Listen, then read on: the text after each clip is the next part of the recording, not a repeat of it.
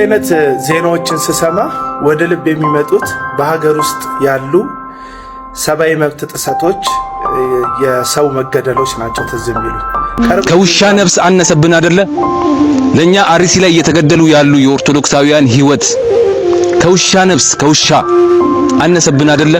ከሁለት ቀን በፊት የሆነብንን አስብ የምትለው ድንቅ ቃል ከሰሞኑ በበርካታ ቪዲዮዎች ስር በኮሜንትነት እያገለገለች ትገኛለች። ምክንያቱም በአርሲ በንጹሃን ዜጎች ላይ እየደረሰ ያለው ግፍና መከራ እንዲሁም ደግሞ ግድያ አሁንም እንደቀጠለ ስለሆነ ነው። እጅግ በጣም የሚያሳዝን ጉዳይ ነው። ብዙዎች ሀዘናቸውን እንዲሁም ደግሞ ያላቸውን ሀሳብን እየገለጹ ይገኛሉ። እኛም ደግሞ ዝም ማለት የለብንም። እንደነዚህ አይነት ቪዲዮዎች ይዤ መጥቼ ሀሳባችንን እንግዲህ የምንለዋወጥበት ይሆናል። ሰላም ጤና ይስጥልኝ ውድ ተመልካቾቼ፣ ዛሬም እንደተለመደው ለእናንተ ወቅታዊ አዳዲስ መረጃ ዘር ቪዲዮዎች ይዤላችሁ መጥቻለሁ። አብራችሁን ቆዩ። እኔ ከዚህ ያለው እናንተ ደግሞ ኮሜንት ሴክሽን ላይ አለው በማለት ሀሳባችሁን ብትገልጹልኝ እንዲሁም ደግሞ የግል አመለካከታችሁን በነፃነት ግለጹልኝ ብዬ ወደ እናንተ አሳልፈዋለሁ። ሌላኛው ደግሞ ልክ እንደ ሁሉ ጊዜ ከእናንተ የሚጠበቅ አለ። ፍቅራችሁን እንግዲህ የላይክ በተኗን በመንካት ላይክ አድርጋችሁ ቪዲዮን በመጀመር እንድትገልጹልኝ ከዚህ ጋር በትህትና ጠይቃችኋለሁ። እንግዲህ አንድ የገባሁላችሁ ቃል ነበረ 30,000 ሰብስክራይበር ከገባን እንግዲህ አንድ ለእናንተ የማዘጋጀው ጊቫዌ አለ ብዬ ነበረ። እንግዲህ የመጀመሪያ ጊቫዌ ይሄን ይመስላል። 500 ብር ካርድ ሲሆን እዚህ ጋር አንድ ቪዲዮ ልጋብዛችሁ። በዚህ ቪዲዮ የዚህን ቪዲዮ መልስን ያገኘ ሰው እንግዲህ የመጀመሪያው ሲሆን እጣና ወጣና በእጣው መሰረት ነው የደረሰው ሰው እንግዲህ ይሸለማል። እቺኛዋን ጥያቄ ተጋበዙልኝ። ምንድነው? ስልክሽን ካልሰጠሽኝ ያለቅሽ። ደክሞኛል። ከቤተ ክርስቲያን እየተመለስኩ ነው። ልቀቀኝ። አትልፊ። ካልሰጠሽኝ ያለቅሽ። ወይ መከራዬ። እሺ ያዝ። የማርያም ለቴጄ እዚያ ቆላ ሰፈር ሳይርበኝ ሳይጠማኝ ምንም ሳልቸገር ባቦ በስላሴ እያሉ ባፌ ካጎረሱኝ እጆች ሸሸሁኝ ቀጥፌ ልደታም ብገባ በአታ ብሄድ ኃጢአቴ አይሽርም የትም ብሰደድ አንተ አጉራሽ ጉብል ሐና ማርያምዬን ከፊት ያስቀድመ 7 ጊዜ 7 ይቅርታ ለምነ ታገኝ እንደሆነ እንዳታወላውል ይሄውን ካስልከኝ ሃሎ ብለህ ደውል። መሸጠሽኝና ተመራምረ ድረስበት። ቤተሰቦች ስልኳን ያወቀ ካለ እንደሰማችሁት ነው። ትክክለኛ ስልክ ቁጥሯን የልጅቷን የጻፈልኝ እንግዲህ የ500 ብር ካርድ ተሸላሚ ይሆናል። ወደ እናንተ አሳልፌያለሁ። እንግዲህ አብራችሁን ቆዩ። ወደ ቪዲዮቹ እንሄዳለን።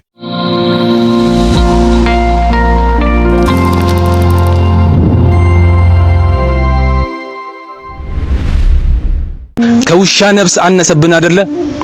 ለኛ አርሲ ላይ እየተገደሉ ያሉ የኦርቶዶክሳውያን ህይወት ከውሻ ነፍስ ከውሻ አነሰብን አይደለ? ከሁለት ቀን በፊት እኮ 21 ኦርቶዶክሳውያን አርሲ ላይ ተገለዋል። እንዴት ነው ሶሻል ሚዲያ ላይ ትኩረት ያጣው? እንዴት ነው አጀንዳ ሊሆን ያልቻለው? ለመድ ነው አይደለ? በቃ አርሲ ላይ የኦርቶዶክሳውያን ሞት ተለመደ አይደለ? እኛን ሰርፕራይዝ አያደርገንም አይደለ? ለመድ ነው አይደለ ወይ? በጣም የሚያሳዝነው ከሁለት ሳምንት በፊት እየሞቱ ላሉ እየተገደሉ ላሉ ውሾች የውሻ ነፍስ አስጨንቋችሁ እንዴት ይገደላሉ እያላችሁ ብዙዎቻችሁ ድምጽ ስትሆኑ ነበር። እና ከሁለት ቀን በፊት አርሲ ላይ ለተገደሉ 21 ለሚደርሱ ኦርቶዶክሳውያን ነፍስ እንዴት ዝም አላችሁ? ከውሻ ነፍስ አነሰባችሁ? ከነዛ ከሚገደሉ ውሾች ነፍስ አርሲ ላይ የሚገደሉ ኦርቶዶክሳውያን ነፍሳቸው አነሰባችሁ?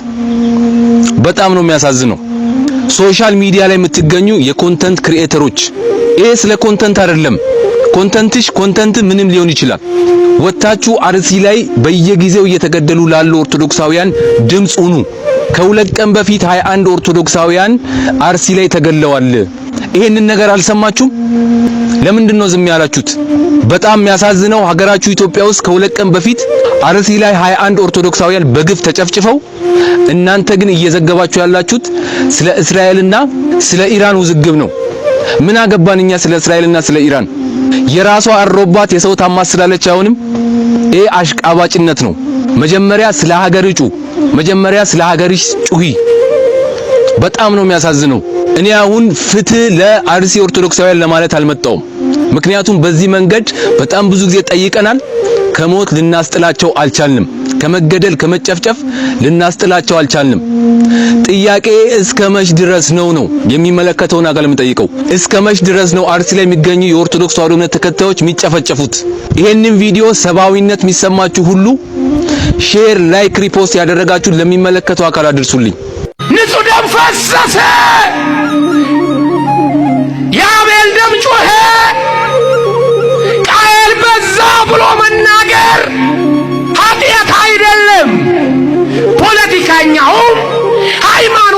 ሰውም ዝም ካለ እውነት ለመናገር ወንድማችን የተናገረው ሐሳብ ትክክል ነው። የራሷ አሮባት የሰው ታማስላለች የሚባለው ጉዳይ እንግዲህ ወይም ደግሞ ተረትና ምሳሌ ትክክለኛኛ እየኖር ነው ያለን ይመስልናል። በሀገራችን ውስጥ እየተደረገ ያለው እንግዲህ ግፍና መከራን ትተን በሰው ሀገር ላይ ስላለ ጉዳይ ተመጨነቃችን ራሱ እጅግ በጣም የሚደብር ሼም ነገር ነው። ለማንኛውም ግን አሁንም ይህ ነገር እንደቀድ ሊታይ አይገባም። አርሲ ላሉ ሰዎች ልንደርስላቸው ይገባል ግድ የሚል ጉዳይ ነው። በዚህ ጉዳይ ላይ ሐሳብ አስተያየት ካላችሁ ብትገልጹልኝ። ተጨማሪ ቪዲዮ አለ ልጋብዛችሁ። አሁን የተሰማ ሰበር መረጃ አለ። የኢትዮጵያ እስልምና ጉዳዮች ጠቅላይ ምክር ቤት ፕሬዝዳንት ሼክ ኢብራሂም ቱፋ አዲስ አበባ በሚገኘው የኢራን ኤምባሲ በመገኘት ከኢራን ጎን መሆናቸውን በይፋ አረጋግጠዋል። የኢራን ከፍተኛ መሪ በደረሰባቸው ጥቃት መሞታቸውን ተከትሎ ሼክ ኢብራሂም የሐዘን መዝገብ ላይም ፈርመዋል። የኢትዮጵያ ሙስሊሞች በዚህ አስቸጋሪ ወቅት ከኢራን አይነት ዜናዎችን ስሰማ ወደ ልብ የሚመጡት በሀገር ውስጥ ያሉ ሰብአዊ መብት ጥሰቶች፣ የሰው መገደሎች ናቸው ትዝ የሚሉኝ። ቅርብ ጊዜ እንኳን የምታስታውሱ ከሆነ በአርሲ ኦርቶዶክስ ክርስቲያን በመሆናቸው ከ21 ሰዎች በላይ ተገለዋል። ሌሎች ደግሞ ከባድ የአካል ጉዳት ደርሶባቸዋል። የራሳችን ወገን ባጣንበት አክራሪዎች በሃይማኖት ጽንፈኝነት ተነስተው ሌሎችን ለማጥቃትና ለማጥፋት በተራመዱት እርምጃ የተለያዩ የሃይማኖት ተቋማቶች መግለጫ መስጠት ሲገባቸው አንድ ሰው በሀገሩ በሃይማኖቱ ምክንያት መሞት መገደል የለበትም ሊሉ ሲገባቸው ሁሉም ዝም ባሉበት በዛ ሁኔታ ላይ ልክ እንደዚህ አይነት ዜና ሰሙ ደግሞ ልባችሁ በጣም ይሰበራል፣ ያዝናል። አሁን ኢትዮጵያ በጥጋባቸው ምክንያት የራሳቸውን ኢንተረስት ለማሟላት ወደዛና ወደዚህ ሚሳኤል በሚተኳኮሱ ደረታቸውን በመሳሪያና በጉልበት ባሳበጡ ሀገራት መካከል ገብታ ከዚህ ጎን ነኝ ከዛ ጎን ነኝ ማለቷ በክፉ አገራት ወይም እኛን ሊያጠፉ አቅም ባላቸው በታጠቁ ሀገራት ክፉ አይን እንድትታይ ከማድረግ ባለፈ ለኢትዮጵያ የሚጠቅማት ምንም አይነት ጥቅም የለም ባይ ነኝ። በቅርብ ጊዜ እንኳን በሀገራችን ውስጥ በተቀሰቀሱ ጦርነቶች ብዙ ሴቶች ባሎቻቸውን፣ ብዙ እናቶች ልጆቻቸውን፣ ብዙ ህፃናት ወንድሞቻቸውና እህቶቻቸውን የተነጠቁበት፣ ሌሎች ቀሪዎች ደግሞ አካል ጉዳተኛ ሆነው የእድሜ ልክ ሐዘንና ጸጸት ያተረፉበት በትግራይ የተነሳ ጦርነት እንዲሁም በአማራ ክልል የተነሳ ጦርነቶች አሉ። በእነዚህ ጦርነቶች ውስጥ ብዙ ቤቶች በሐዘን ተመተዋል። ብዙ ህፃናት ከትምህርት ገበታቸው ተፈናቅለዋል። ሌሎቹ ሞተዋል። ህፃናት መማር ባለባቸው እድሜያቸው ላይ የባሩድ ሽታ እያሸተቱ በየቤታቸው በሞት ፍርሃት ተሸብበው እንዲደበቁና በስጋት እንዲወድቁ ተደርጓል። የትኛውም የሃይማኖት ተቋም በእነዚህ እልቂጦች በእነዚህ እርስ በርስ በምናደርጋቸው መጫረሶችና መታኮሶች ላይ ኖ ሃይማኖት ይሄን አይፈቅድም አንተም ተው አንቺም ተይ ብለው የእርቅን ስምምነት ሲያደርጉ ወይም የሰላምን መግለጫ ሲሰጡ የትኞቹም የሃይማኖት ተቋሞች አላየንም።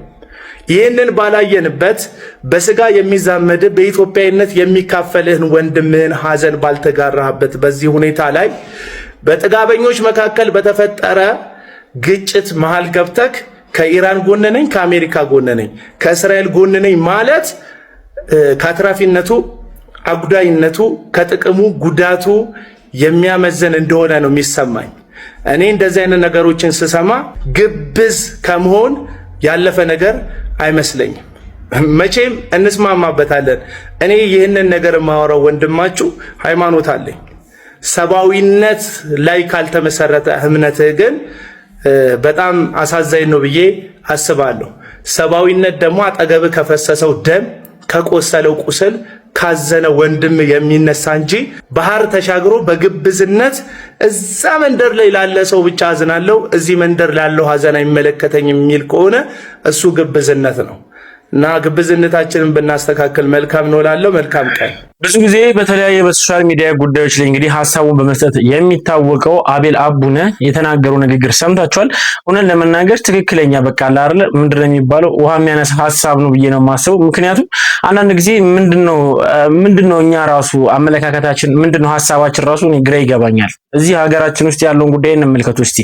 በርካታ የሆኑ አለመግባባቶች ተፈጥሯል። ብዙ መከራ፣ ብዙ ተፈናቃይ፣ ብዙ ፕሮሰሶችን አልፈን እንኳን በእነዚህ ባለፉት 5-6 ዓመታት ራሱ ብዙ መከራ ያየንባቸው ጊዜያቶች ናቸው። በነዛ ጊዜያቶች እንግዲህ የእምነት አባቶች እንኳን በመሃል ገብቶ እንኳን እርቅ ለመፍጠር ወይም ደግሞ ችግሮችን ለመፍታት እንኳን ሲሞክሩ በብዛት አልታየም። ያው እንቅስቃሴ ነበረ፣ ግን እንዲህ ጠንከር ያለ እንቅስቃሴ ሆኖ መፍትሄ የሰጠ ምንም አይነት ጉዳይ አላየንምና ይሄ የሀገራችንን ጉዳይ ሳንጨርስ በሰው ሀገር ስለሚፈጠረው ነገር እንግዲህ ሀሳብ መስጠት እንኳን አይደለም ማሰቡ ራሱ በጣም የሚከብድ ነውና በዚህ ጉዳይ ላይ እንግዲህ የብዙዎች ቅሬታን ተመልክቼበታለሁ። እኔም እስማማበታለሁ። ይህን ጉዳይ አልደግፈውም። ምክንያቱም ሀገራችንን መጀመሪያ ማስተካከል አለብን። የሀገራችን ሰላም እጅግ በጣም በሚያሳስብ ሁኔታ ላይ ነውና ሀገራችንን ሰላም፣ ፍቅር፣ ጤና፣ አንድነት ወይም ደግሞ በቃ እንደ ድሮ የፍቅር የሰላም የነበረንበትን ሁኔታ ብንመልሰው ብዬ ሀሳብ መስጠት ፈልጋለሁ።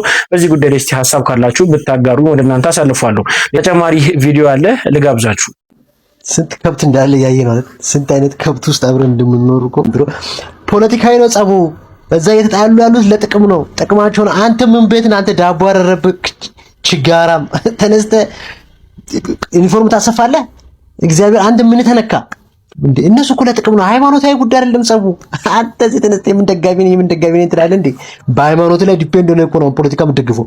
ይሄን ያህል እበት ሆነሃልና ጎረቤት የላችሁም፣ ያሳደጋችሁ ሰው የለም፣ ሃይሚል የለም። እናንተ ሰፈር እኛ ሰፈር ብትሆን ትቀጠቀጣለህ። እንደዚህ ለብሰህ ብትወጣ እኛ ሰፈር ብትመጣ ትቀጠቀጣለህ። እግዚአብሔር ምስክሬ ነው። ይሄን ዩኒፎርም አድርገህ ብትወጣ ምንድነው አላማችሁ ብሎ አይናገሯችሁ?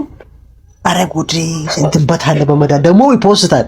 ደግሞ ከማድረግ መፖሰት አንተ እንዴት አይነት ደጋፊ ናችሁ? በእናትህ እበት የምጣዱ እያለ የእንቅቡ ተንጣጣ ማለት ይሄ ነው በትክክልም። ለማንኛውም እኔ የምፈረው ይህ አለመግባባት ወይም ደግሞ እዚህ ሆነን የያዝነው ቡድን እኛ ራሳችን እዚህ አለመግባባት ፈጥረንበት ሌላ ግጭት እንዳንፈጥር ወይም ደግሞ ሌላ ግጭት ውስጥና ኪሳራ ውስጥ እንዳንገባ ብዬ ማሳይ መስጠት ፈልገው። ግን ይሄ ምን ይባላል? አንዳንድ ጊዜ ኧረ ትንሽ እንኳን እንደ ሰው ባናስብ ትንሽ እንኳን እንደ ሰው ማስመሰል አይከብድምና እንዴት ምን አይነት አስተሳሰብ ነው? ለእስራኤል ለኢራን እነዚህ ሀገራቶች እኮ ሁላችንም ልንረዳ የሚገባው ለአንድና ለአንድ ዓላማ ነው እየተዋጉ ያሉት። በሁለቱም ወገን ቢሆን የራሳቸውን ጥቅምን ለማስከበር ወይም ደግሞ የራሳቸውን ሉዓላዊነት ለማስከበር ነው እንጂ ስለማንም ብሎ አይደለም። በቃ በሁለቱም ሀገራቶች ዘንድ እንግዲህ አለመግባባት ተፈጥሯል። ያ አለመግባባት እንግዲህ እኛ እዚህ ሀገራችን ላይ እንደምናየው የእምነት ምናምን ነገር አይደለም። እነሱ የራሳቸውን ጥቅምን ለማስከበር ነውና ጥቅመኞች ለጥቅማቸው ብለው እንግዲህ እየተናጠቁ ነው። በእነሱ መካከል ገብተን እኛ አንድ ላይ እንግዲህ መውደም የለብንም ብዬ ነው ሀሳብ መስጠት ፈልገው። ለማንኛውም ይሄ ቪዲዮ በጣም በቃ ብዙዎች ግራ ያጋባ ወይም ደግሞ ያነጋገረ ጉዳይ ነው። ለእናንተ ይዤላችሁ የመጣው ለዛ ነው። እስቲ በዚህ ጉዳይ ላይ ሀሳብ ካላችሁ ብታጋሩ ብዬ ወደ እናንተ አሳልፋለሁ። ከእንደነዚህ አይነት ጉዳዮች ደግሞ ወጣ ብለን ስናስብ ደግሞ እጅግ በጣም ብዙዎችን ያነጋገረ በብዙዎች ደግሞ የሀሳብ ተቃርኖ ወይም ደግሞ የሀሳብ አለመግባባትን የፈጠረ ጉዳይ አለ። እሱ ምንድነው? የኢቢኤስ ቴሌቪዥን ጉዳይ ነው። ኢቢኤስ ቴሌቪዥን እንግዲህ አሁን ላይ በትናንትናው ዕለት እንግዲህ በነጻነት ወርቅነህ ቦታ ማን ይሾም ወይም ደግሞ ማን የቤተሰብ ጨዋታን እንግዲህ ይምራ የሚል ጥያቄ አቅርቦ ነበረ። ብዙዎች እንግዲህ የራሳቸውን ሀሳብን ሲያንሸረሽሩ ነበር። ለማንኛውም እስቲ ቪዲዮ ልጋብዛችሁና ሀሳባችን እንሰጥበታለን። የቤተሰብ ጨዋታ አቅራቢ ማን ይሁን?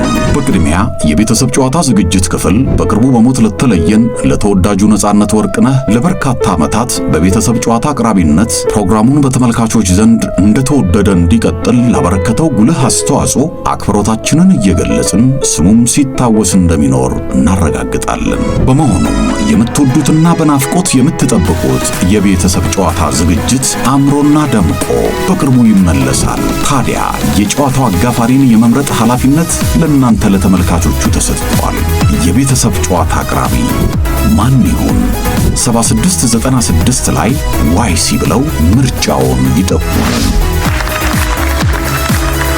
እንደሰማችሁት ነው። ይህን ጉዳይ እንግዲህ ኢቢኤስ ለተመልካቾቹ ወይም ደግሞ ለኦዲየንሶቹ ባደረሰ ሰዓት የተለያየ ሀሳብ የተሰጠው ነበረ። በርካቶች እንግዲህ ሀሳባቸውን የሰጡት የነጻነት ጓደኛ የልብ ጓደኛው የሆነው እንግዲህ አስናቀን ነበረ።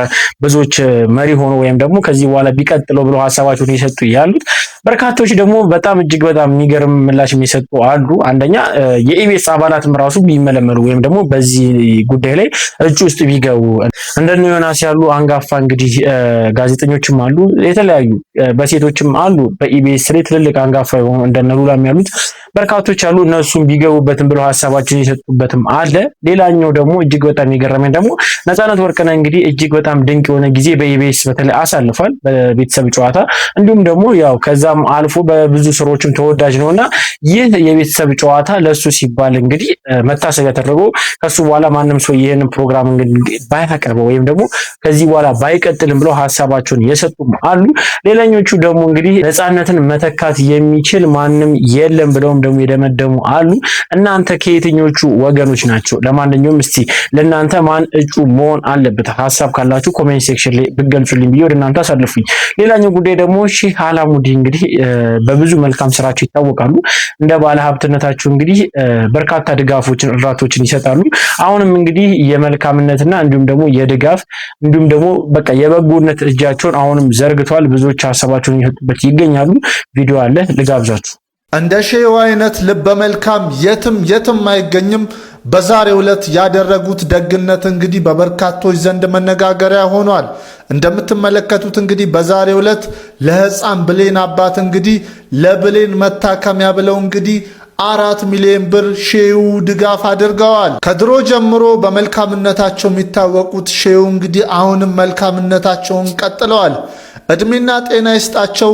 በወጣ ይተካ ብያለሁ። እንግዲህ እንደ ሼሁ አይነት መልካም ሰው በዚህ ምድር ላይ የትም አይገኝም። ሰላም ቤተሰቦቼ፣ ይህን ቪዲዮ ሼር፣ ኮፒ ሊንክ፣ ሪፖስት አድርጉልን ለብዙ ሰው እንዲደርስ።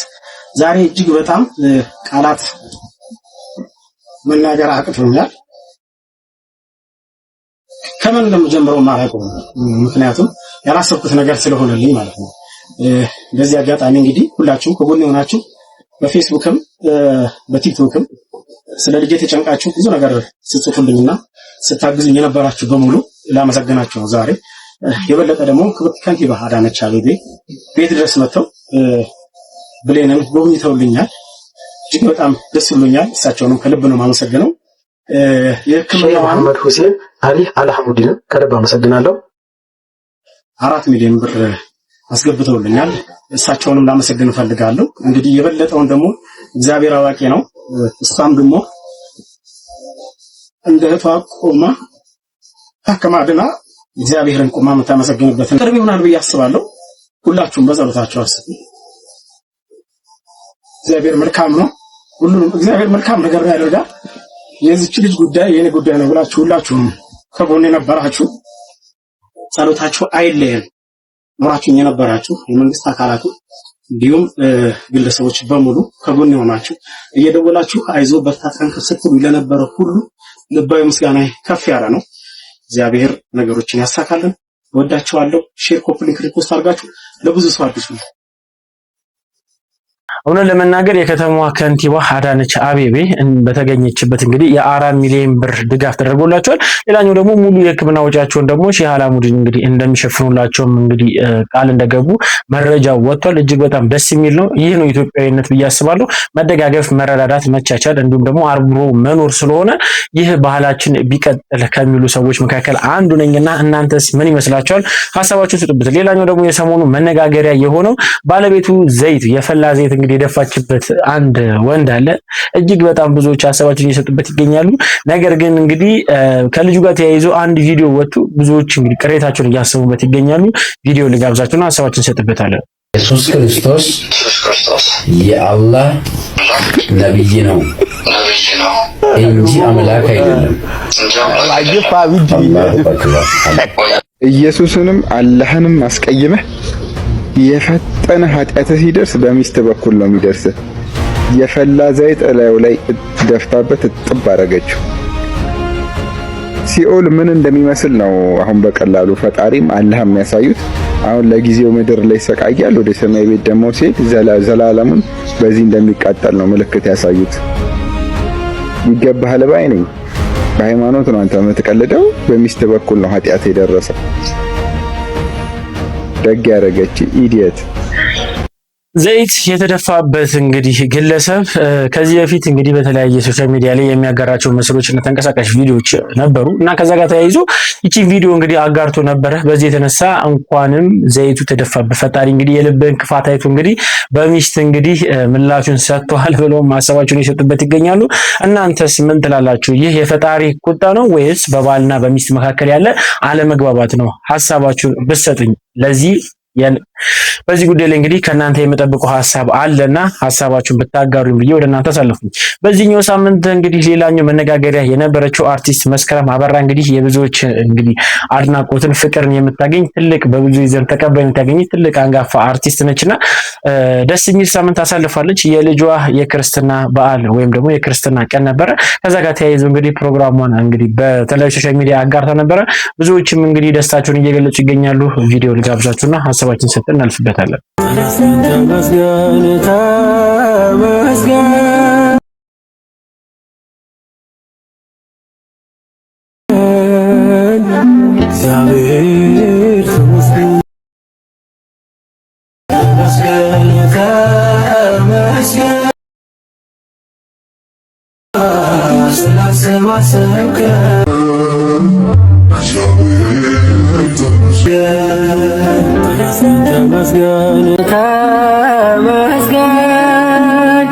ለመስጋና ስላሰባሰብከን እግዚአብሔር ይመስገን።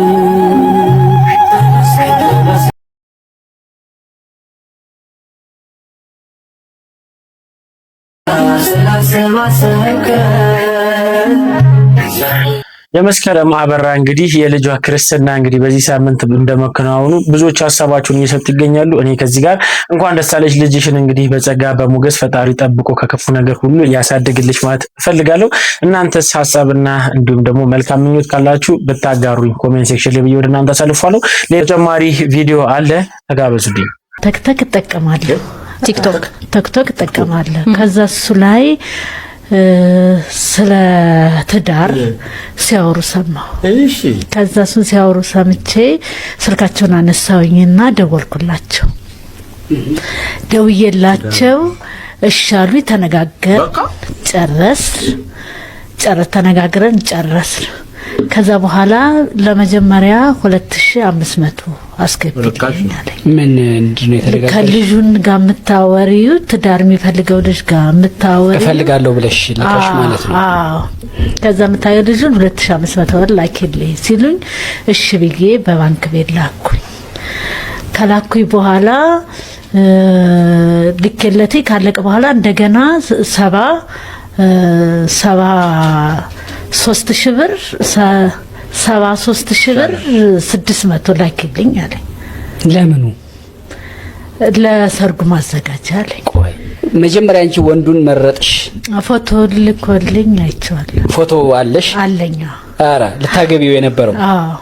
ወይ ቆንጆ ነው።